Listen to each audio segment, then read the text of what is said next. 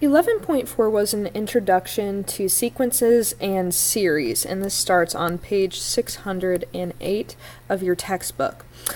Series and sequences. It is very important that we understand the difference between a sequence and a series.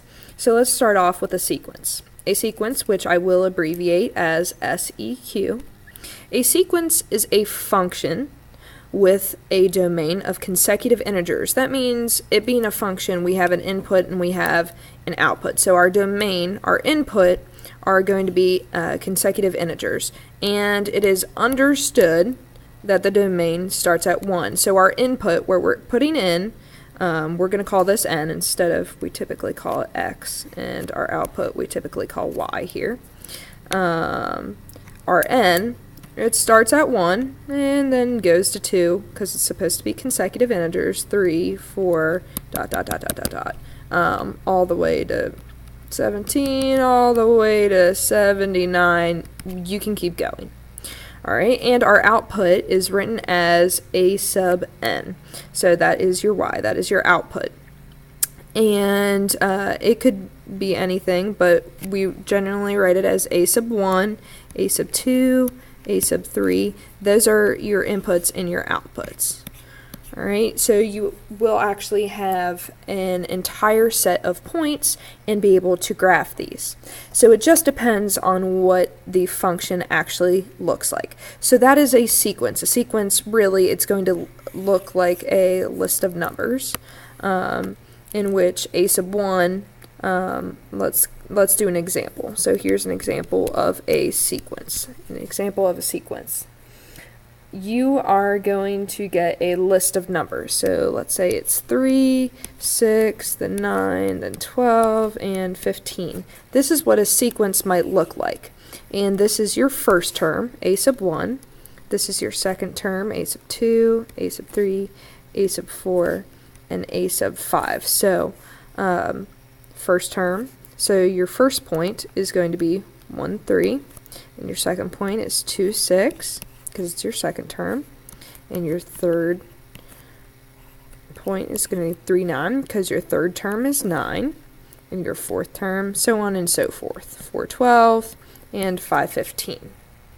That is what we would end up graphing, all right, those points. So we are able to get a function, we can get points, we have inputs and outputs, and we can graph them. So let's talk about rules here. Let's talk about rules. So on the top of page 609, they have a writing rules for sequences section. I'm just going to briefly talk about the rules. It does give you a list of 3 things to recognize or look at. So you may have a pattern. So we are looking at the patterns here. A rule is a pattern, or it's your function. It's your function. It's what is happening to your input. So you may be adding or subtracting a number. You may be adding or subtracting a number.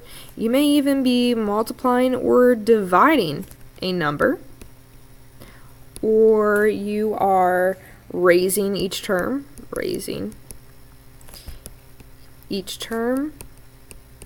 to a power. So it may be something consistent that is happening. And the rules end up looking something like n plus 1. It looks like a function. This would be a linear function. Or, for example, a sub n equals 3n, or maybe a sub n equals n squared. That's an example of all 3 of those, in which you can put an input. So let's say I was asking for a sub 1. You're asking for your first term here. You're putting in a 1. The 1 replaces the n, so a sub 1 equals 2. If I were to find a sub 2, you would put in a 2 for n. 2 plus 1, 3. So it keeps increasing by 1. So I put in a 3, that goes in the n spot, I get 4. So the first point you would plot is 1, 2, then 2, 3, then 3, 4. And this is an example of you're multiplying by the same number. So that means a sub 1, you would replace n with 1, and you would end up with 3. So your first point is 1, 3. If I were to find, let's say, a sub 4, I replace n with 4, and you would get 12. So my fourth point would be 4, 12. Here, in my third example, it's a little bit different. A sub 1 would get 1 squared. A sub 2 is 2 squared.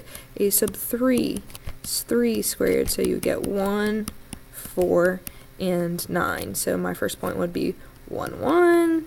The second point would be 2, 4. Third point, 3, 9. There's a whole bunch of examples. That is really our general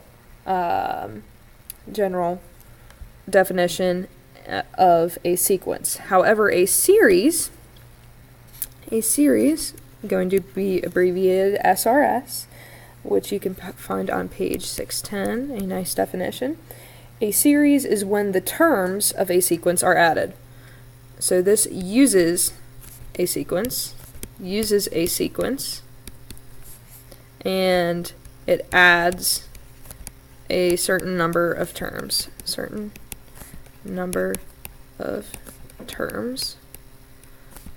of a sequence. So a sequence is the list of numbers with an input and output, with the domain starting at 1, and a series uses that sequence and it adds the terms. So let's say here a sub n, this is our sequence here, is n plus 2. So let's find a couple terms, a sub 1, a sub 2, a sub 3. Alright, a sub 1 is going to be 3, a sub 2 is 4, a sub 3 is 5. And let's say I were to find a series. The sum of the series,